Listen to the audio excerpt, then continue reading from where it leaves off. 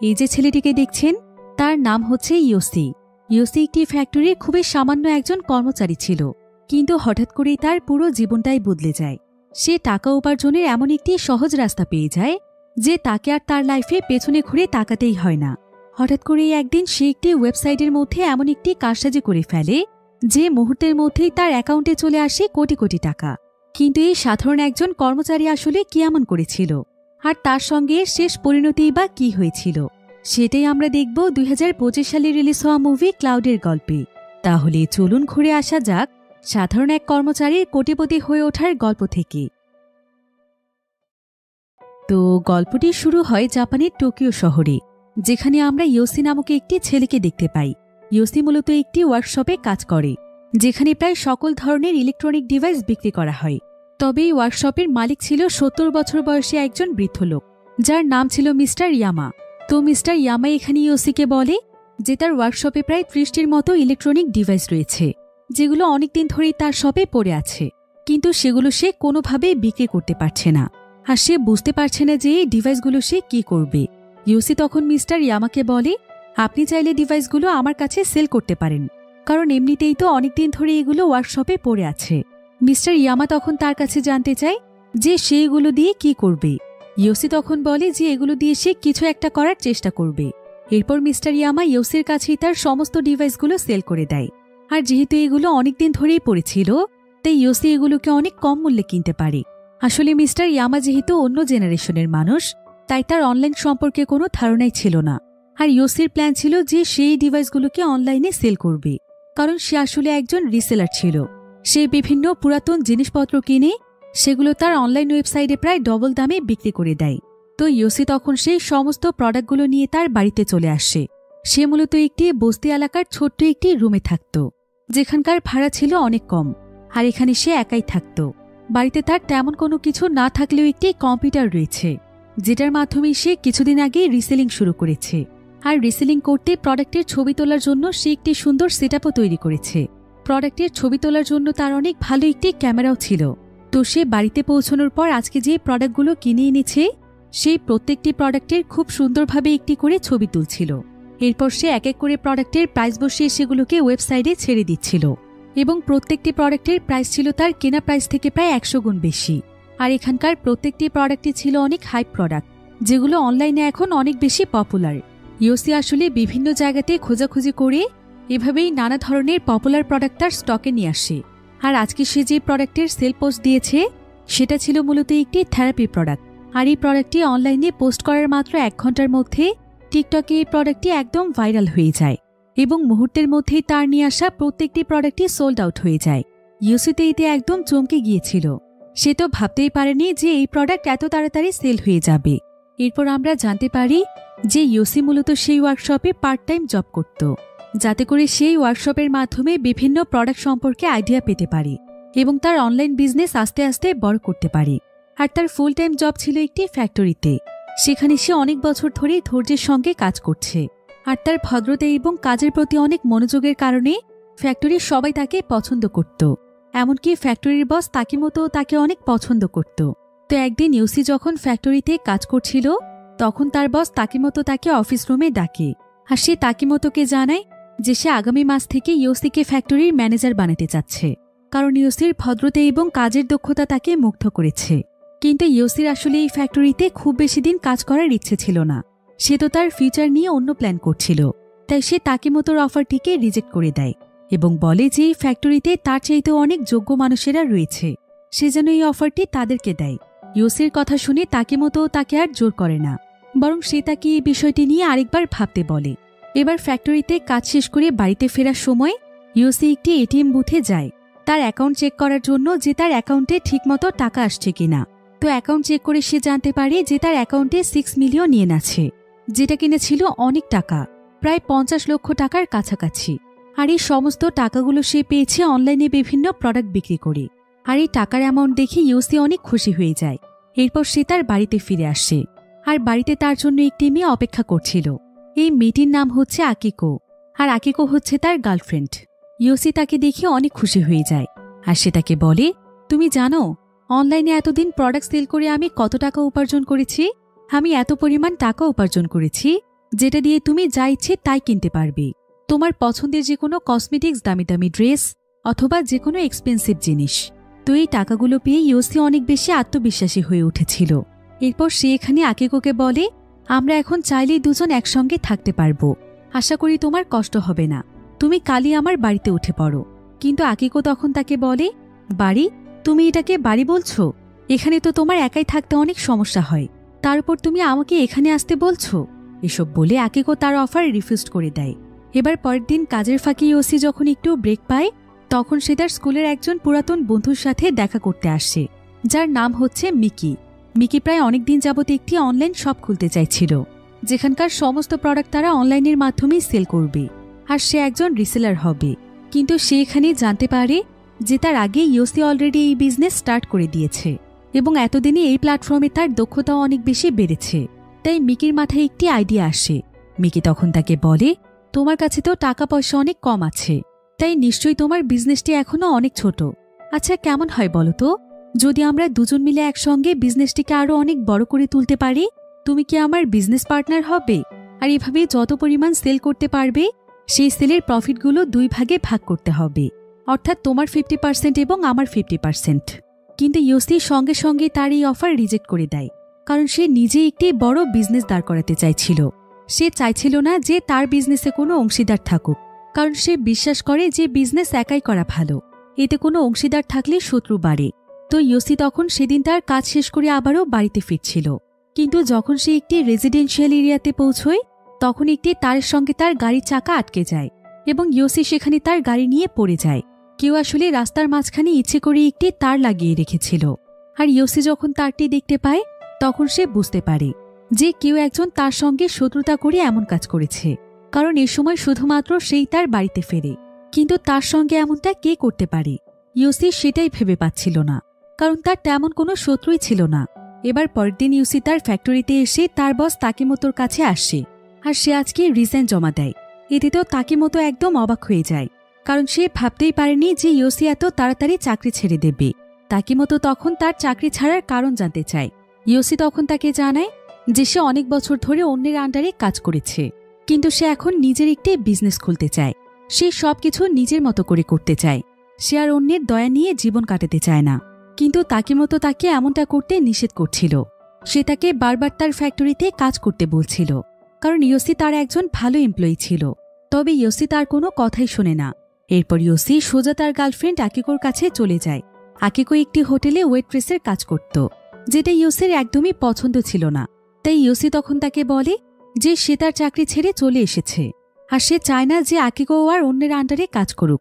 তাই সে আকিকোকে আজকেই চাকরি ছেড়ে দিতে বলে, কারণ সে এবং আকিকো দুজন মিলে কাজ করবে। তারা নিজেদের বিজনেস দাঁড় করাবে।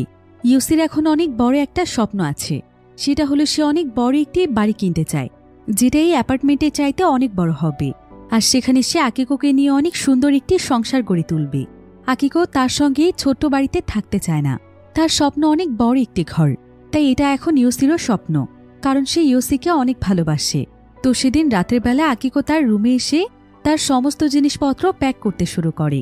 আকিকো এতদিন আসলে একটি বোর্ডিংয়ে থাকত, আর সে এখন ইয়োসির সঙ্গে থাকারই প্ল্যান করেছে। অন্যদিকে ইয়োসিও তার বাড়িতে এসে তার সমস্ত জিনিসপত্র প্যাক করছিল, কারণ সে আপাতত একটি নতুন বাসা নিয়েছে, যেখানে সে তার ভালোবাসার মানুষের সাথে থাকতে পারবে। আর এমন সময় ইয়োসির সঙ্গে দেখা করতে তার বস তাকিমোতো আসে, কারণ সে তার সঙ্গে আরও একটু ক্লিয়ারভাবে কথা বলতে চাইছিল। তবে ইয়োসি বুঝতে দিতে চাইছিল না যে সে বাড়িতে আছে। তাই তাকিমোতো অনেকবার কলিং বেল বাজানোর পরেও সে ভেতর থেকে কোনো রেসপন্স করছিল না। তাই তাকিমোতো বুঝতে পারে না যে ভেতরে ইয়োসি আছে। এবার পরের দিন সকালে দেখা যায় যে ইয়োসি এবং আকিকো সেই বাড়িতে চলে আসে, যেটা ইয়োসি তাদের থাকার জন্য সিলেক্ট করেছিল। আর এই বাড়িটি ছিল তার সেই ছোট্ট অ্যাপার্টমেন্ট থেকে অনেক বড়। তবে এই বাড়িটি শহর থেকে অনেক দূরে অবস্থিত ছিল। একটি মাউন্টেনের পেছনে নির্জন একটি এলাকাতে বাড়িটি তৈরি করা হয়েছে। আর এই জায়গাটি আকিকোর ভীষণ পছন্দ হয়েছিল। এখান থেকেই তারা দুজন মিলে তাদের রিসেলিংয়ের বিজনেস শুরু করবে। আর তারা তাদের শহর থেকে দূরে এ কারণেই এসেছে যাতে করে তাদের বিজনেস কারো নজরে না পড়ে, কারণ এতে করে তাদের মানুষের সাথে শত্রুতা হতে পারে। এরপর ইয়োসি যতগুলো প্রোডাক্ট স্টক করে রেখেছিল সেই সমস্ত প্রোডাক্টগুলো এনে তার নতুন বাড়িতে সাজাতে শুরু করে। এমনকি সে তার বিজনেস সুন্দরভাবে পরিচালনা করার জন্য সেখানে ছোট্ট একটি অফিস রুমও তৈরি করে ফেলে। আর যেহেতু সে তার বিজনেস অনেক বড় করতে চাইছিল, তাই তার পক্ষে সবকিছু একা একা সামলানো কঠিন ছিল। এজন্য সে তার টিমে একজন ছেলেকে নিয়ে নেয়, যে কিনা তার অ্যাসিস্ট্যান্ট ম্যানেজার হিসেবে কাজ করবে, আর তার নাম ছিল সানো। তো ইয়োসি এখানে সানোকে একটি প্রোডাক্ট দেখায়, যেটা ছিল অনেক বড় একটি ব্র্যান্ডের ব্যাগ। ইয়োসি জানায় যে তারা এখন অনলাইনে এই প্রোডাক্টটি সেল করবে। সানো তখন তাকে বলে, এটা তো অনেক দামি ব্র্যান্ডের প্রোডাক্ট। ইয়োসি তখন জানায় যে সানো যেটা ভাবছে তেমনটা নয়, যদিও এটা দেখতে ঠিক সেই কোম্পানির প্রোডাক্টের মতোই, কিন্তু এটা হচ্ছে সেই ব্র্যান্ডের ব্যাগের কপি, যেটা দেখে কারোই বোঝার উপায় নেই যে এটা কপি প্রোডাক্ট। আর এই প্রোডাক্ট দিয়েই তারা তাদের বিজনেস স্টার্ট করবে। তো ইয়োসি তখন তার কম্পিউটারের সামনে বসে অনলাইনে তার এই প্রোডাক্টের প্রাইস বসাতে শুরু করে, যেটা রিয়েল প্রাইস থেকে প্রায় অনেক বেশি ছিল। তো প্রোডাক্টটি অনলাইনে পোস্ট দেওয়ার পর ইয়োসি অনেক বেশি এক্সাইটেড ছিল। সে ভাবছিল যে আগেরবারের মতো এবারও তার সব প্রোডাক্ট সেল হয়ে যাবে। তাই সে সেদিন মাঝরাতে ঘুম থেকে উঠে চেক করতে যায় যে তার নতুন প্রোডাক্টের কোনো অর্ডার এসেছে কিনা। তো সে যখন কম্পিউটারে এই সমস্ত বিষয়গুলো চেক করছিল, ঠিক তখনই সে আকিকোর চিৎকারের আওয়াজ শুনতে পায় যে কেউ একজন তাদের জানালার মধ্যে কিছু একটা ছুঁড়ে মেরেছে, ফলে জানালার গ্লাস ভেঙে গিয়েছে। ইয়োসি দেখতে পায় যে এটা একটা গাড়ির ইঞ্জিনের কোনো পার্ট, যেটা জানালার গ্লাসে ছুঁড়ে মারা হয়েছে। ইয়োসি এতে বুঝতে পারে যে এই কাজটি সেই ব্যক্তিই করেছে, যে কিনা কিছুদিন আগে তার রাস্তার মাঝখানে একটি তার সেট করে রেখেছিল। তবে ইয়োসি বুঝতে পারছিল না যে এই কাজটি আসলে কে করছে আর তার উদ্দেশ্যই বা কি। ইয়োসি তখন দৌড়ে বাহিরে সেই লোকটিকে ধরতে যায়, কিন্তু যতক্ষণে সে বাহিরে আসে ততক্ষণে সেই ব্যক্তি সেখান থেকে পালিয়ে গিয়েছিল। এ ঘটনার পর ইয়োসি অনেক দুশ্চিন্তায় পড়ে যায় যে তার সঙ্গে এমনটা কে করছে। তাই সে পরের দিন সকালবেলায় সেখানকার পুলিশ স্টেশনে চলে যায়, আর সে সেখানকার পুলিশ অফিসারকে গতকাল রাতে সমস্ত ঘটনা খুলে বলে। তবে অফিসার যেন তার কথায় কোনো কানই দিচ্ছিল না, বরং সে তাকে বলে যে হয়তো কেউ দুষ্টুমি করে তাদের গ্লাস ভেঙে দিয়েছে, এতে এত দুশ্চিন্তার কোনো প্রয়োজন নেই। এসব বলে অফিসার উল্টো ইয়োসিকেই জেরা করতে শুরু করে। সে ইয়োসিকে বলে, আমি শুনেছি তুমি ফেক প্রোডাক্টের বিজনেস করছো, এটা কি সত্যি? ইয়োসি এ কথা শুনে অনেক নার্ভাস হয়ে যায়। সে বলে, কই না তো স্যার, আমি এমনটা কেন করতে যাব? তবে অফিসার তখন তাকে বলে, আরে তুমি আমার কাছে সব শেয়ার করতে পারো, আমি তোমাকে কিছু বলবো না। তুমি কি এটা চাও না যে আমি কাউকে কিছু না জানাই? যদি তুমি সত্যিই এটা চাও তাহলে তোমার বিজনেস থেকে আমাকে কিছু প্রফিট দাও, তা না হলে দুদিনের মধ্যে আমি পুরো পুলিশ টিম নিয়ে তোমার বাড়িতে যাব এবং তোমার পুরো বাড়ি তল্লাশি করব, তবেই তোমার বিজনেস করার ক্ষমতা শেষ হয়ে যাবে।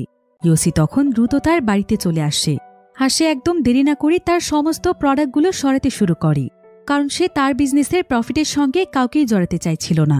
ইয়োসির একটি স্টোরেজ লোকেশন ছিল, সে তার প্রত্যেকটি প্রোডাক্ট সেখানেই নিয়ে আসে, আর এই লোকেশনটি মূলত ছিল শহরের দিকে। এরপর ইয়োসি যখন একটি ট্যাক্সিতে উঠছিল, ঠিক তখনই তার সঙ্গে তার সেই পুরনো বন্ধু মিকির দেখা হয়ে যায়। মিকি তখন এখানে ইয়োসির সে স্টোরেজটি দেখতে পায়, যেখানে সে প্রচুর পরিমাণে মালামাল স্টক করে রেখেছে। মিকি এতে বুঝতে পারে যে ইয়োসি অলরেডি অনেক বড় বিজনেস স্টার্ট করে দিয়েছে, যেটা দেখে সে কিছুটা কষ্ট পায়, কারণ সে ইয়োসির অনেক পুরনো বন্ধু, আর তারও অনলাইনে বিজনেস করার অনেক ইচ্ছে ছিল। ইয়োসি চাইলেই তাকে সাহায্য করতে পারত, কিন্তু সেটা না করে ইয়োসি তার কাছ থেকে দূরে সরে গিয়েছে। তবে ইয়োসি তখন কোনোমতে তাকে বুঝ দিয়ে সেখান থেকে চলে যায় যে সে অনেক বিপদে ছিল। সে হুট করেই তার সমস্ত টাকা ইনভেস্ট করে এই বিজনেসটি স্টার্ট করেছে, তবে এখনও তার তেমন কোনো সেল নেই। ভিডিওর এই পর্যায়ে আপনাদেরকে সবচাইতে বিশ্বস্ত একটি বুকমেকার অ্যাপের সঙ্গে পরিচয় করিয়ে দিতে চাই, যার অফিসিয়াল পার্টনার হচ্ছে সিরিয়া এবং পিএসজি। এই অ্যাপে আপনি সমস্ত লাইভ ম্যাচের ফলাফল এবং লাইভ ম্যাচ দেখতে পারবেন, এমনকি আপনি স্কোরও অনুমান করতে পারেন। এই অ্যাপে রয়েছে ক্র্যাশ গেম থেকে শুরু করে online slot, live match streaming এবং রিয়েল টাইম গেমিং, যেখানে আপনি আইফোন, ল্যাপটপ, এমনকি বিএমডাব্লিউর মতো আশ্চর্যজনক পুরস্কার জিততে পারেন। কিন্তু সবার সেরা পছন্দ অবশ্যই চিকেন রুট। এই গেমটি খেলে সবাই দারুণ এনজয় করে, তাই যদি আপনি এখনও এটি ট্রাই করে না থাকেন তাহলে আপনি মিস করছেন। আর সবচাইতে ভালো বিষয় হচ্ছে, নতুন ইউজাররা আমার প্রোমোকোড ব্যবহার করে সাইন আপ করলে 30,000 টাকা পর্যন্ত বোনাস এবং ফ্রি স্পিন পেতে পারেন। আর জেতা টাকা আপনি চাইলে বিকাশ, রকেট, নগদ, ব্যাংক এবং অন্যান্য সহজ পদ্ধতির মাধ্যমে খুব সহজেই তুলে নিতে পারেন। তাহলে আর দেরি কিসের? রেজিস্ট্রেশনের জন্য পিন কমেন্টে থাকা লিঙ্কে ক্লিক করুন অথবা গুগলে গিয়ে অনুসন্ধান করুন, আর রেজিস্ট্রেশনের সময় প্রোমোকোড ব্যবহার করুন এবং বোনাস পান। এটা শুধুমাত্র একটি বিজ্ঞাপন। এই সমস্ত অ্যাপে আর্থিক ক্ষতির সম্ভাবনা রয়েছে, তাই এই ধরনের অ্যাপ থেকে দূরে থাকুন। এসব বলে ইয়োসি যখন তার বাড়িতে ফিরে আসে তখন সে একদম অবাক হয়ে যায় কারণ সে দেখতে পায় যে সানো সেই ছেলেটিকে ধরে ফেলেছে, যে কিনা গতকাল রাতে তাদের গ্লাস ভেঙে দিয়েছিল। ইয়োসি এতে সানোর উপর অনেক খুশি হয়ে যায়, আর সানো ইয়োসির প্রতি অনেক কৃতজ্ঞ ছিল, কারণ ইয়োসি সানোকে এমন একটি সময়ে কাজ দিয়েছিল যখন সানোর কাজের অনেক প্রয়োজন ছিল। সে কোথাও কোনো কাজ পাচ্ছিল না, সে সময় সানোই তাকে টাকা দিয়ে সাহায্য করেছিল। এরপর এখানে জানা যায় যে যে লোকটি গতকাল রাতে গ্লাস ভেঙেছিল সেই লোকটি আসলে এখানকারই একজন স্থানীয়। সে মূলত শহরের কেউ আসলে তাদেরকে এভাবেই জ্বালাতন করে। তাই ইয়োসি তখন লোকটিকে সাবধান করে দিয়ে এবারের মতো ছেড়ে দেয়, আর ইয়োসিও এবার খুব সাবধানতার সাথে তার কাজ শুরু করে। সে এমনভাবে তার বাড়ির সবকিছু গুছিয়ে ফেলে যে পুলিশ চেক করতে আসলেও কোনো কিছুই বুঝতে পারবে না। এবার কিছুদিন পর ইয়োসি একটি প্রোডাক্টের ব্যাপারে জানতে পারে, যেটা বর্তমান মার্কেটে ব্যাপক পরিমাণে ভাইরাল হয়েছে এবং গণহারে কাস্টমাররা সেটা কেনার জন্য ভিড় করছে। আর সেই প্রোডাক্টটি ছিল একটি শোপিস। তো ইয়োসি তখন আর দেরি না করে সেখানকার একটি পপুলার শপে চলে যায়, যেখানে অনেক মানুষ সেই প্রোডাক্টটি কিনতে আসছে। সে সেখানে একজন নর্মাল কাস্টমার হিসেবেই যায়, আর সে সেই দোকানে যতগুলো শোপিস অ্যাভেলেবেল রয়েছে সবগুলো কিনতে চায়, কারণ এই শোপিসগুলো মাত্র ভাইরাল হতে শুরু করেছে। আর কিছুদিন যাওয়ার পর এটা যখন একদম রেয়ার হয়ে যাবে, অর্থাৎ এটা সমস্ত জায়গাতে যখন অ্যাভেলেবেল থাকবে না, তখনইও কি এগুলোকে ডবল প্রাইসে বিক্রি করতে পারবে। তাই ইয়োসি সমস্ত প্রোডাক্ট কিনে স্টক করে ফেলে। অন্যদিকে সানো ইয়োসির ওয়েবসাইটটি দেখছিল, যদিও তার কম্পিউটার চেক করা সানোর নিষেধ ছিল, কিন্তু সানো আসলে অনলাইনের ব্যাপারগুলো দেখার জন্য একটু আগ্রহী ছিল। তাই সে ইয়োসির লাস্ট পোস্টটি দেখছিল, যেখানে সে তার ডুপ্লিকেট ব্যাগের সেল পোস্ট দিয়েছিল। আর সানো এখানে সেই পোস্টের নিচের কমেন্টগুলো চেক করছিল। সেখানে যারা যারা এই ব্যাগটি নিয়েছে তারা সবাই এখানে ইয়োসির বিরুদ্ধে ব্যাড কমেন্ট করছিল, কারণ ইয়োসি তাদেরকে নকল ব্যাগ দিয়েছে। তাই সবাই তাকে চিটার, ফ্রড লিখে কমেন্ট করেছে। এমনকি অনেকে তো সেখানে অরিজিনাল ব্যাগের লিঙ্কও দিয়েছে। সেই সাথে অনেকে ইয়োসির বিরুদ্ধে একটি গ্রুপও খুলেছে, যেখানে তারা ইয়োসির করা সমস্ত ফ্রডগুলোর ব্যাপারে লিখছিল। সানো এতে অনেক দুশ্চিন্তায় পড়ে যায়। তো এরপর সানো আকিকোর সঙ্গে দেখা করতে চলে আসে। তবে সে দেখতে পায় যে আকিকো আসলে তার সমস্ত জিনিসপত্র প্যাক করছিল, কারণ সে ইয়োসিকে ছেড়ে চলে যেতে চাইছে। সানো তখন তার কাছে তার চলে যাওয়ার কারণ জানতে চায়। তখন আকিকো তাকে বলে, আমি এখানে থাকতে থাকতে বোর হয়ে গিয়েছি। এখানে কোনো শপিং মল নেই, কোনো পার্লার নেই, এমনকি কোনো ক্লাবও নেই যেখানে আমি একটু এনজয় করতে পারবো। ইয়োসিকে ভালোবেসে আমি আমার জীবন নষ্ট করে দিয়েছি। ও একটা বোরিং লোক, আমি আর ওর সঙ্গে থাকতে পারবো না। এসব বলে আকিকো তার সমস্ত জিনিসপত্র নিয়ে সেখান থেকে চলে যায়। আর এতে বোঝাই যাচ্ছিল যে আকিকো আসলে কোনোদিনও ইয়োসিকে মন থেকে ভালোবাসেনি, কারণ এই রিলেশনশিপে যখনই তার কোনো অসুবিধা হয়েছে তখনই সে আকিকোর কাছ থেকে দূরে সরে গিয়েছে। আর যখন আকিকো তাকে বিলাসবহুল জীবনের স্বপ্ন দেখিয়েছে তখনই সে তার কাছে চলে এসেছিল। আর আসার পর যখন তার চাহিদা মতো কিছুই হচ্ছিল না, তখন সে আবারও তাকে ছেড়ে চলে যায়। এবার কিছুক্ষণ পর সেখানে ইয়োসি চলে আসে, আর সানো তখন তাকে জানায় যে আকিকো তাকে ছেড়ে চলে গিয়েছে। সে তাকে আকিকোর চলে যাওয়ার কারণটিও জানায়। তবে ইয়োসি এতে খুব একটা অবাক হয় না, কারণ সে ভাবছিল যে আকিকো হয়তো আবারও ফিরে আসবে। এরপর ইয়োসি তার ওয়েবসাইটটি চেক করতে যায় যে তার কাছে আর কোনো নতুন অর্ডার এসেছে কিনা, কিন্তু কম্পিউটার চেক করার সময় সে বুঝতে পারে যে তার কম্পিউটারটি কেউ না কেউ চালু করেছিল। সে এতে প্রচণ্ড রেগে যায়, আর সে সানোর কাছে জানতে চায় যে এই কাজটি সে করেছে কিনা। আর সানো যেহেতু একদম সৎ ছিল, তাই সে ইয়োসিকে সমস্ত সত্য কথা বলে দেয় যে সে শুধুমাত্র আগ্রহবশত তার ওয়েবসাইটটি দেখতে চাইছিল এবং তার প্রোডাক্ট সম্পর্কে কাস্টমারদের প্রতিক্রিয়া জানতে চাইছিল, যাতে করে সে এতে সবকিছু সম্পর্কে একটু আইডিয়া পায় এবং তার বিজনেসে তাকে আরও ভালোভাবে হেল্প করতে পারে। কিন্তু ইয়োসি তখন তাকে বলে, আমি তোমাকে বারবার বারণ করেছিলাম যে আমার কোনো জিনিসপত্রে তুমি হাত দেবে না, তারপরও তুমি আমার কথা শোনোনি, তুমি আমার বিশ্বাস ভঙ্গ করেছ। তাই আমি এখন তোমাকেও আমার সঙ্গে চাই না, তুমিও এক্ষুনি এখান থেকে বেরিয়ে যাও। এসব বলে সে সানোকেও এখান থেকে বের করে দেয়। সানো এতে অনেক কষ্ট পেয়েছিল। অন্যদিকে আমরা একজন ব্যক্তিকে দেখতে পাই যে কিনা আরেকজন ব্যক্তির হাতে প্রচণ্ড মার খাচ্ছিল। আর তার মার খাওয়ার কারণও হচ্ছে ইয়োসি, কারণ সেই ব্যক্তি ইয়োসির ওয়েবসাইট থেকে একটি ব্যাগ কিনেছিল, যেটা ছিল সেই নকল ব্যাগ। আর ব্যাগটি যে নকল ছিল এটা সেই ব্যক্তি জানত না, আর এটা না জেনে সে আরেকজনের কাছে ব্যাগটি বিক্রি করে দিয়েছিল। তাই সেই ব্যক্তি যখন জানতে পারে যে এটা নকল ব্যাগ, তখন সে তাকে এসে এভাবে প্রচণ্ড রকমের মারতে শুরু করে। তো সেই ব্যক্তি এভাবে মার খাওয়ার পর সে দ্রুত তার বাড়িতে ফিরে আসে। তার নাম আসলে ছিল স্যাম। স্যাম তখন ইয়োসির ওয়েবসাইটটি সার্চ করে। এরপর সে তার সেই ব্র্যান্ডের ব্যাগের সেল পোস্টে যায়, যেখানে অনেক মানুষ কমেন্ট করেছিল। তো স্যামের তখন সেখানকার একটি কমেন্টের দিকে চোখ পড়ে, যেখানে কয়েকজন মিলে একটি গ্রুপ তৈরি করেছিল যারা সবাই ইওসির বিরুদ্ধে পোস্ট করত। তো স্যাম তখন তাদের সবার সঙ্গে যোগাযোগ করে ইওসিকে শায়েস্তা করার জন্য তারা সবাই একসঙ্গে মিট করে এবং তারা প্ল্যান করতে থাকে যে কিভাবে তারা ইওসিকে শায়েস্তা করবে। অন্যদিকে ইওসি তার নতুন প্রোডাক্টের উপর কাজ করছিল, অর্থাৎ সেই শোপিসগুলোর উপর। সে এগুলোর সেল পোস্ট দেওয়ার জন্য খুব সুন্দরভাবে এগুলোর ছবি তুলছিল। কিন্তু ঠিক এমন সময় সে তার দরজা খোলার আওয়াজ শুনতে পায়। এতে সে একদম চমকে যায়, কারণ তার দরজা যাতে না খোলা যায় তাই সে তার দরজার লকের মধ্যে কিছু তার দিয়ে পেঁচিয়ে রেখেছিল। কিন্তু এরপর দেখা যায় যে এখানে মিস্টার তাকিমোতো এসেছে, যে কিনা ছিল ইওসির ফ্যাক্টরির সেই বস। তবে তাকিমোতো এখানে ইওসির দিকে বন্দুক তাক করে রেখেছিল, কিন্তু ইওসি তো কিছুই বুঝতে পারছিল না যে তাকিমোতো তার সঙ্গে কেন এমন করছে। তবে এখানে জানা যায় যে তাকিমোতো আসলে এক ধরনের সাইকো প্রকৃতির লোক ছিল। সে যখন ইওসিকে তার ফ্যাক্টরির ম্যানেজার হওয়ার জন্য অফার করেছিল তখন ইওসি মানা করে দেওয়ায় বিষয়টি তার ইগোতে লেগেছে। এমনকি সেদিন রাতের বেলা তাকিমোতো যখন ইওসিকে খুঁজতে গিয়েছিল তখন ইওসি দরজা না খোলার পরও তাকিমোতো বুঝতে পেরেছিল যে ইওসি আসলে রুমের মধ্যেই আছে।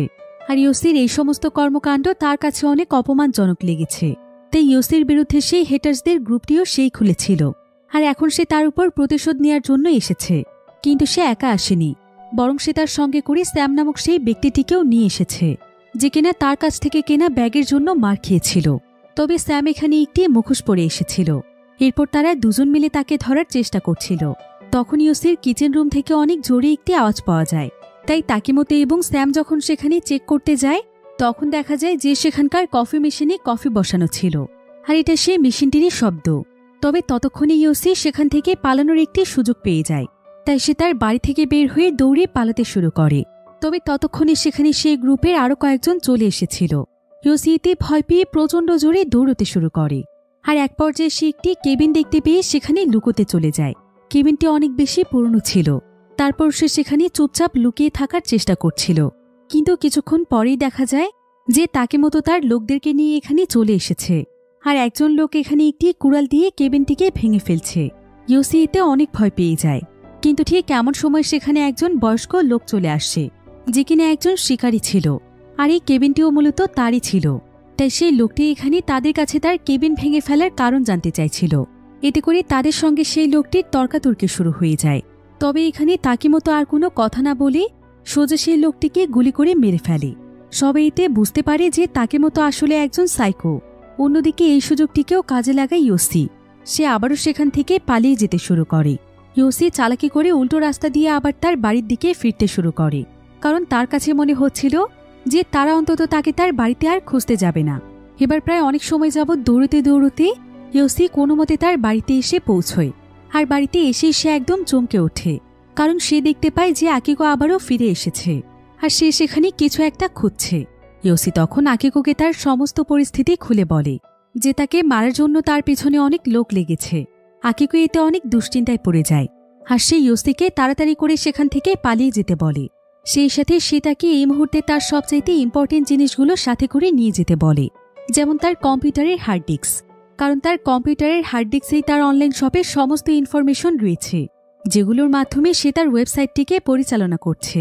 এমনকি হার্ড ডিস্কের মধ্যেই তার সমস্ত অ্যাকাউন্টগুলো রয়েছে, যেগুলোর মাধ্যমে তার অনলাইন শপগুলো খোলা আছে। সেই সাথে সে তাকে তার ব্যাংক অ্যাকাউন্টের সমস্ত বইগুলো নিয়ে যেতে বলে, যেখানে তার উপার্জন করা সমস্ত টাকা পয়সাগুলো রয়েছে। এবার ইওসি যখন তার সমস্ত জিনিসপত্র নিয়ে সেখান থেকে পালাতেই যাবে, ঠিক তখনই সেখানে তার সেই পুরনো বন্ধু মিকি চলে আসে। আর জানা যায় যে মিকিও আসলে তার সেই হেটার্স গ্রুপেরই সদস্য। ইওসি যখন মিকির ইনভাইটেশন রিজেক্ট করে দিয়েছিল তখন তাকিমোতোর মতোই তারও ইগোতে অনেক হার্ট হয়েছিল। তাই সেও এখন ইওসির উপর প্রতিশোধ নিতে চায়। মিকি এখানে ইওসিকে বলে, তোমাকে আমি বারবার বলেছিলাম যে আমার অনলাইনে বিজনেস করার অনেক ইচ্ছে, কিন্তু তুমি তো জানো বিজনেস স্টার্ট করে আকাশে উঠছিলে, তে আমাকে কোনো দামই দিচ্ছিলে না। এখন এর ফলাফল তুমি ভোগ করবে।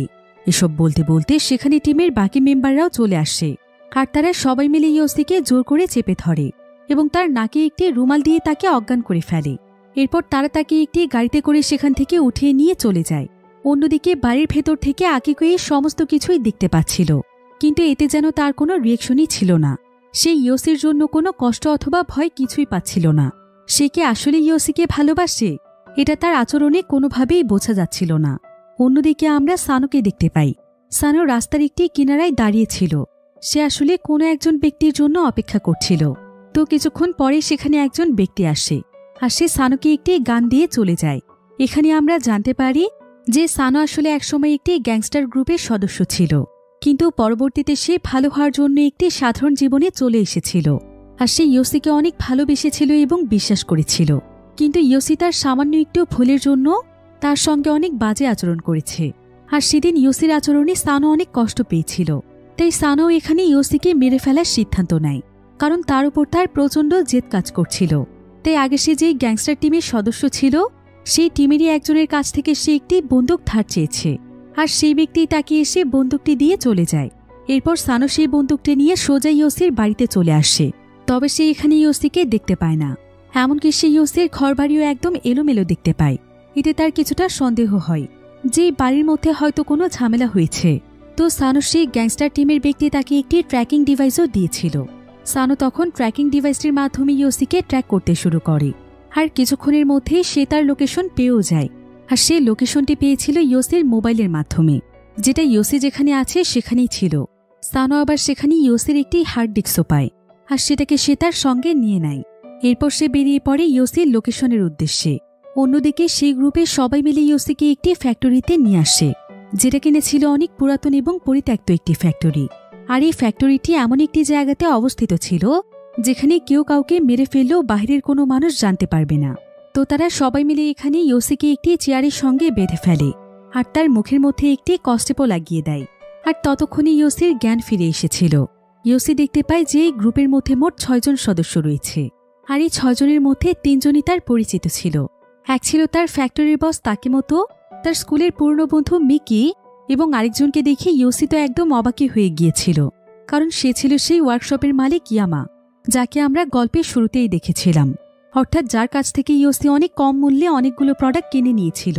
সেই ব্যক্তিও ইয়োসির উপর প্রতিশোধ নিতে চাইছিল যে তার সেই পুরনো প্রোডাক্টগুলো ইয়োসি অনেক হাই প্রাইসে বিক্রি করেছে।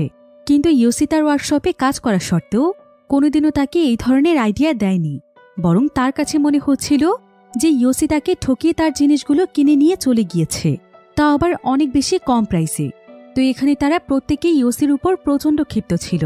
তাই তারা ইয়োসিকে শাস্তি দেওয়ার জন্য বিভিন্ন ধরনের টর্চার ডিভাইসের ব্যবস্থা করে রেখেছে।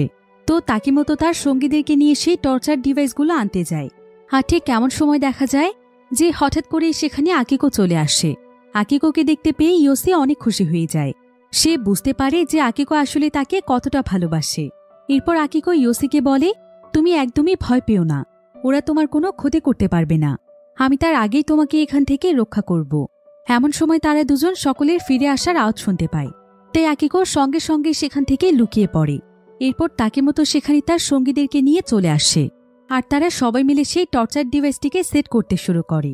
এরপর তারা সেই ডিভাইস দিয়ে ইয়োসিকে টর্চার করতেই যাবে, কিন্তু ঠিক এমন সময় সেখানে সানো চলে আসে। তবে সানোকে দেখে অনেকটাই শান্ত মনে হচ্ছিল। এদিকে তাকেমোতোদের একজন সঙ্গী বাহিরেই ছিল, আর যখন সে এখানে সানোকে দেখতে পায় তখন সে তার সঙ্গীদেরকে দেখে সানোকে মেরে ফেলতে চাইছিল, কারণ সানো তাদের সম্পর্কে জানতে পারলে সে পুলিশকে এই সমস্ত কিছু জানাতে পারে। তাই যখনই সে তার সঙ্গীদেরকে ডাকতেই যাবে ঠিক তখনই সানো তাকে শুট করে মেরে ফেলে। এদিকে সানোর বন্দুকের আওয়াজ ভেতরে সবাই শুনতে পায়, ফলে সবাই বুঝতে পারে যে এখানে কেউ একজন এসেছে। তাই তারা একদম সতর্ক হয়ে যায় এবং এটা চেক করতে যায় যে ভেতরে আসলে কে আছে। তবে তারা এখানে ইয়ামাহা নামক একজনকে রেখে যায়, যাতে করে সে ইয়োসির উপর নজর রাখতে পারে। আর ইয়ামাহা ইয়োসির অনলাইন শপ থেকে অনেকগুলো ব্যাগ কিনেছিল, যেগুলো ছিল ফেক ব্যাগ। এতে তার অনেক টাকা নষ্ট হয়েছে। তাই তারও ইয়োসির উপর প্রচণ্ড রাগ হচ্ছিল, এজন্য সে ইয়োসিকে মেরে ফেলতে চাইছিল। তবে ইয়োসি তখন তাকে বলে যে একটা ফেক ব্যাগ সেলের কারণে একজন মানুষকে মারতে পারে, তারা চাইলে তাকে পুলিশে দিতে পারত। তার অনেক দিনের স্বপ্ন ছিল অনলাইনে বিজনেস করা। ইয়োসি তাকে তার পরিস্থিতি বোঝানোর চেষ্টা করছিল। সে তাকে বলছিল যে তার অনলাইনে একটি বিজনেস দাঁড় করানোর অনেক ইচ্ছে ছিল, সে তার বিজনেসটিকে অনেক বড় করতে চাইছিল। তাই সে এইভাবে একটি অসৎ উপায় বেছে নিয়েছিল।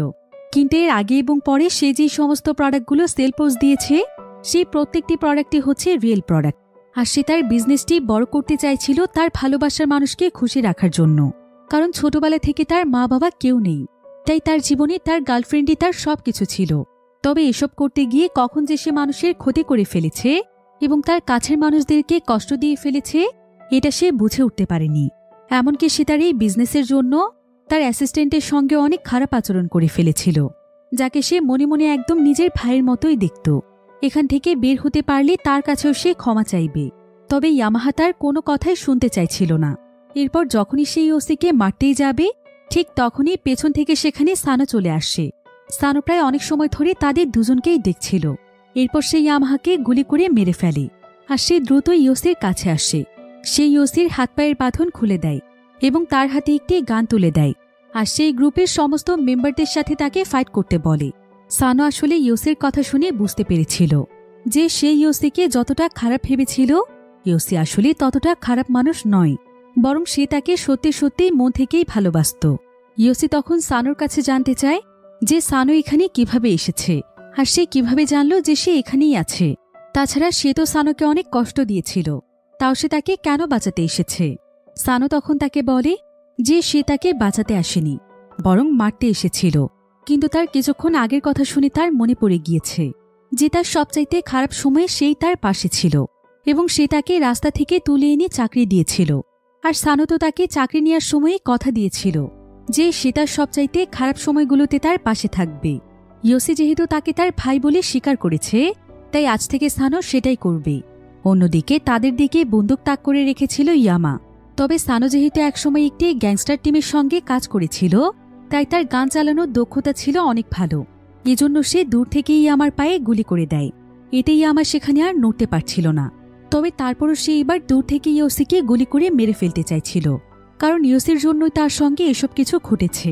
এদিকে ইওসি কখনো কোনো মানুষকে আঘাত করেনি, তাই তার পক্ষে কাউকে গুলি করাটা একদম অসম্ভব ছিল।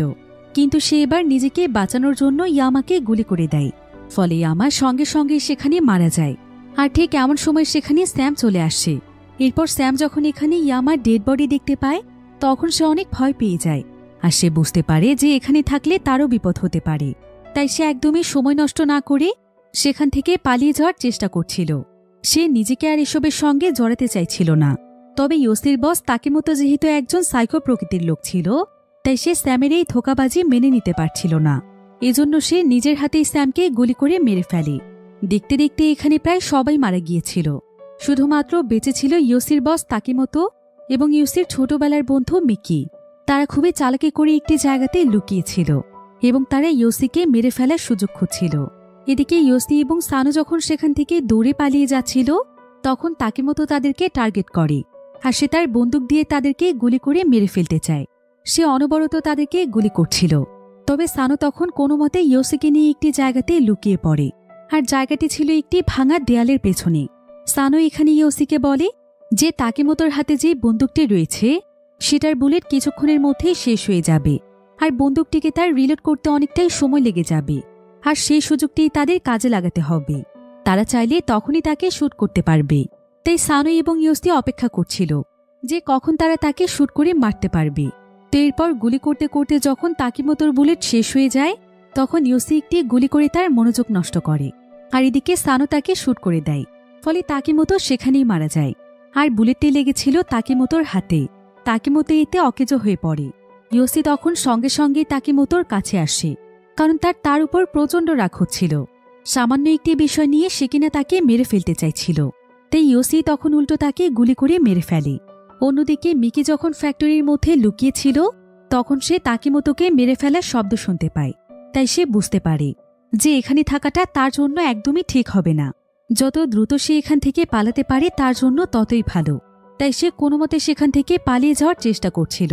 এর জন্য সে দৌড়ে গিয়ে সেখানকার একটি গাড়িতে উঠে পড়ে আর সে কোনোমতে গাড়িটি স্টার্ট করে সেখান থেকে পালিয়ে যাচ্ছিল। কিন্তু এমন সময় সানো এবং ইওসি এটা দেখতে পায় আর সানো তখন দৌড়ে গাড়িটির মধ্যে গুলি করে দেয়। ফলে মিকি আর সেখান থেকে গাড়ি ছেড়ে পালিয়ে যেতে পারে না। তবে মিকি এখানে তাদের হাত থেকে বাঁচার জন্য কোনোমতে আবারও ফ্যাক্টরির মধ্যে গিয়ে লুকিয়ে পড়ে। সানো এবং ইওসিও তখন ফ্যাক্টরির মধ্যে চলে যায় আর তারা ফ্যাক্টরির প্রত্যেকটি জায়গাতে মিকিকে খুঁজতে শুরু করে। কিন্তু প্রায় অনেক সময় যাবৎ খোঁজাখুঁজি করেও তারা মিকিকে কোথাও খুঁজে পাচ্ছিল না। তবে হঠাৎ করেই সানোর পেছন দিক থেকে মিকি চলে আসে আর মিকির সঙ্গে সঙ্গে সানোর মাথায় একটি বন্দুক তাক করে। এরপর সে ইওসিকে বলে যে ইওসি যদি তার কাছে আসার চেষ্টা করে তাহলে সে তাকে এক্ষুনি গুলি করে মেরে ফেলবে। তাই ইয়োসি ভয়ে আর তার কাছে আসছিল না। তবে সানো যেহেতু একটি গ্যাংস্টার দলের সদস্য ছিল, তাই সে খুব ভালোভাবেই জানত যে এই সমস্ত পরিস্থিতি কিভাবে মোকাবেলা করতে হয়। তাই সে সুযোগ বুঝে মিকির হাত থেকে তার বন্দুকটি ছিনিয়ে নেয় এবং তার কাছ থেকে সে সরে যায়। আর সুযোগ পেয়ে ইয়োসি সঙ্গে সঙ্গেই তাকে গুলি করে দেয়। ফলে সেখানেই মিকি মারা যায়। অবশেষে তারা প্রত্যেককেই মারতে পেরেছে। তাই চারিদিকে সবকিছুই এখন একদম নিস্তব্ধ ছিল। আর সানো এখানে ইয়োসিকে বাঁচাতে পেরে অনেক খুশি ছিল। তবে ইয়োসির আবার প্রচণ্ড মন খারাপ ছিল, কারণ সে এতক্ষণ পর্যন্ত আকিকোর জন্যই অপেক্ষা করছিল যে আকিকো নিশ্চয়ই তাকে সাহায্য করতে আসবে। কিন্তু ইয়োসি ভাবছিল যে আকিকো হয়তো ভয় পেয়ে তাকে ছেড়ে পালিয়ে গিয়েছে, অথবা তার আবার কিছু হয়ে যায়নি তো। এসব ভেবে ইয়োসি অনেক বেশি দুশ্চিন্তায় পড়ে যায়। তো এমন সময় সানো তাকে বলে যে তার দুশ্চিন্তার কোনো প্রয়োজন নেই। এখানে যা কিছু ঘটেছে সেই সবকিছু সে তার গ্যাংস্টার টিমকে বলে সামলে নেবে। পুলিশের কোনো ঝামেলাই হবে না। তাই সেজন্য এই সমস্ত কিছু তার ব্রেন থেকে মুছে ফেলে। এরপর সানো ইয়োসিকে একটি হার্ড ডিস্ক দেয়, যেটা সে ইয়োসির বাড়ি থেকেই পেয়েছিল এবং সে সেটা তার সঙ্গে নিয়ে নিয়েছিল। এরপর সানো ইয়োসির কাছে জানতে চায় যে তার ব্যাগগুলো কি সব বিক্রি হয়েছিল। ইয়োসি তখন বলে হ্যাঁ, এজন্যই তো তাকে এতটা বিপদে পড়তে হয়েছে। সানো যদি তাকে না বাঁচাতে আসতো তাহলে হয়তো তাকে আজকে মরতে হতো। এই ঘটনা থেকে সে তার জীবনে অনেক বড় একটি শিক্ষা পেয়েছে। আজকের পর থেকে সে আর কোনোদিনও কোনো ডুপ্লিকেট প্রোডাক্ট বিক্রি করবে না। সে একটি বিষয় এখন খুব ভালোভাবেই বুঝতে পেরেছে যে সৎপথে থাকার মতো ভালো আর কোনো কিছুই হতে পারে না। তাই সে এখন থেকে সারা জীবন সৎপথে উপার্জন করবে, এতে তার বিজনেস বড় হোক বা না হোক। ইয়োসি সানোকে আরও জানায় যে সে তার সেই ব্যাগগুলো থেকে 10 মিলিয়ন ইয়েন উপার্জন করেছে। এগুলো দিয়ে এখন সে তার বিজনেসটিকে ভালোভাবে স্টার্ট করতে পারবে। তাকে আর কোনো অসৎ পথ অবলম্বন করতে হবে না। তারা দুজন মিলে এখানে এসব ব্যাপারেই কথা বলছিল এবং তাদের সঙ্গে ঘটে যাওয়া ঘটনা নিয়ে অনেক হাসাহাসি করছিল যে কত সামান্য বিষয় নিয়ে কত বড় ঘটনা ঘটে গেল। কিন্তু এমন সময় দেখা যায় যে হঠাৎ করে সেখানে আকিকো চলে আসে। ইয়োসি তো তাকে দেখে অনেক খুশি হয়ে যায়। সে দৌড়ে তখন আকিকোর কাছে চলে যায়। আর আকিকো এখানে এমন ভাব করছিল যেন সে তার জন্য অনেক দুশ্চিন্তায় ছিল আর তাকে সে বাঁচানোর জন্য অনেক চেষ্টা করেছিল। তবে ইয়োসি তাকে এই পুরনো সমস্ত কথা ভুলে যেতে বলে এবং তার সঙ্গে নতুন করে জীবন শুরু করতে চায়। কিন্তু এমন সময় দেখা যায় যে আকিকো আসলে তার সঙ্গে করে একটি বন্দুক নিয়ে এসেছে, আর এই বন্দুকটি ছিল তাকিমোতোর। আকিকো তখন ইয়োসিকে জড়িয়ে ধরে আর সে তার কাছে তার ব্যাংক অ্যাকাউন্টের বইগুলো চায়। কিন্তু ইয়োসি তখন তাকে বলে এগুলো সব তো তাদের দুজনেরই। এখন থেকে সে তাকে আর কোনো কষ্ট পেতে দেবে না। সে আকিকোর সমস্ত ইচ্ছে পূরণ করবে এবং তারা সবাই মিলে একসঙ্গে সৎপথে বিজনেস করবে। কিন্তু আকিকো তখন প্রচণ্ড রেগে যায় আর সে তাকে দূরে সরিয়ে দিয়ে তার দিকে বন্দুক তাক করে এবং সে তাকে বলে তোর এসব ফালতু কথা শুনতে শুনতে আমি পাগল হয়ে যাচ্ছি। তোর ওই মুখ দিয়ে আমাকে কখনো ভালোবাসার কথা বলবি না। তুই কি মনে করেছিস তুই আমার ভালোবাসা পাওয়ার যোগ্য? তোর মতো ছেলেকে আমি কোনোদিনও ভালোবাসিনি। বরং যতবার তুই আমার কাছে এসেছিস ততবার আমার দম বন্ধ হয়ে এসেছে। অনেক হয়েছে। আমি আর তোর মতো একজন মানুষের সঙ্গে এই মিথ্যে ভালোবাসার অভিনয় চালিয়ে যেতে পারবো না। তাই তোর ব্যাংক অ্যাকাউন্টের সমস্ত বইগুলো আমাকে দিয়ে দে, তাহলে আমি চুপচাপ এখান থেকে চলে যাব। এগুলো হচ্ছে এতগুলো বছর ধরে আমার জীবন নষ্ট করার মূল্য। ইয়োসি যেন এতে তার নিজের চোখকেই বিশ্বাস করতে পারছিল না যে তার ভালোবাসার মানুষ তাকে এসব কথা বলছে। এরপর আকিকো যখনই ইয়োসিকে শুট করে মেরে ফেলতেই যাবে ঠিক তখনই সানোই তাকে উল্টো শুট করে মেরে ফেলে। আর ইয়োসি তখনই যেন একদম শকের মধ্যে ছিল। সে বুঝতেই পারছিল না যে তার সঙ্গে এসব কি হয়ে গেল। ইয়োসির এখানে আকিকোর আগের কথাগুলো মনে পড়ছিল, যখন তারা দুজন দুজনকে অনেক বেশি ভালোবাসত। আকিকো সবসময় তার যে কোনো পরিস্থিতিতে তার পাশে থেকে তাকে অনেক বেশি ভরসা দিত। ইয়োসি তাকেই তার জীবনে সবচাইতে আপন মনে করেছিল। কিন্তু আজ সে বুঝতে পেরেছে যে আকিকো শুধুমাত্র তাকে ব্যবহার করেছে। ইয়োসি এখানে এটাও বুঝতে পারে যে সেদিন রাস্তার মাঝখানে তার দিয়ে যে ট্র্যাপটি ছিল সেটাও আকিকোই করেছিল। ইয়োসি তখন আকিকোর লাশের সামনে বসে তার জন্য প্রচণ্ড কাঁদছিল, কারণ সে তো তাকে সত্যিই ভালোবেসেছিল। এবার পরের দৃশ্যে আমরা ইয়োসি এবং সানোকে একটি জায়গার দিকে যেতে দেখতে পাই। ইয়োসি এখনও আকিকোর জন্য অনেক কষ্ট পাচ্ছিল। তবে সানো এখানে তাকে বলে তোমার লাইফে যা কিছু ঘটেছে এই সব কিছুই তোমার জন্য একটি শিক্ষা। জীবনে কখনো কোনো মানুষকে আপন করে নেবে না, তাহলে দেখবে তারে একদিন তোমাকে ঠকিয়ে চলে যাবে। কারণ আমাদের এই পৃথিবীর মানুষেরা অনেক স্বার্থপর, তারা স্বার্থের জন্য যা ইচ্ছে তাই করতে পারে। এরপর তারা দুজন মিলে বেরিয়ে পড়ে এক অজানা গন্তব্যের উদ্দেশ্যে। আর এখানেই এই সুন্দর গল্পটি শেষ হয়ে যায়। এই গল্পটির মাধ্যমে আসলে আমাদের সমাজের বেশ কিছু বাস্তব চিত্রকে ফুটিয়ে তোলা হয়েছে। যেমন কোনো মানুষ উপরে ওঠার চেষ্টা করলে মানুষ সবসময় তাকে টেনে নিচে নামানোর চেষ্টা করে। কেউ কখনোই কারো ভালো চায় না, এমনকি ষাটে আঘাত লাগলে নিজের ভালোবাসার মানুষটিও পর হয়ে যায়। টাকার লোভ মানুষের সাথে মানুষের সম্পর্ক নষ্ট করে দেয়। আবার অসৎ পথে উপার্জন মানুষের জন্য কতটা ভয়ানক পরিণতি বয়ে আনতে পারে সেটাও এই মুভিটিতে খুব সুন্দরভাবে দেখানো হয়েছে। তাই জীবনের শেষ পরিণতি ভালো করতে চাইলে আমাদের প্রত্যেকেরই সবসময় সৎ পথে থাকা উচিত।